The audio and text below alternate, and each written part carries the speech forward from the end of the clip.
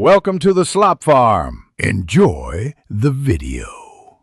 You start by opening your project and importing the media you'll edit.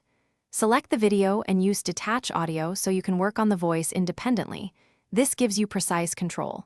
Make sure the audio waveform is visible in the timeline so you can target sections. Once done, trim to isolate the voice segment you want to change. This approach prevents accidental edits to other parts and prepares the clip for effects, pitch, or speed adjustments you'll apply next. Next, focus on the actual transformation. Open the audio adjustments pane and reduce background noise, then tweak the equalizer for clarity. For pitch, you can change speed slightly, slower lowers pitch, faster raises it, or use an audio unit plugin for precise semitone shifts. Duplicate the clip to blend original and processed versions for thickness, or add reverb and modulation to change character.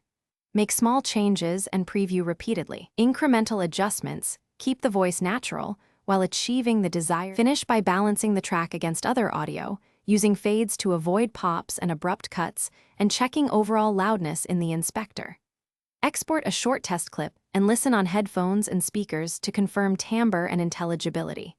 If you hear artifacts or robotic tones, make sure you didn't push pitch or speed past natural limits. Back off the change or use a higher quality plugin.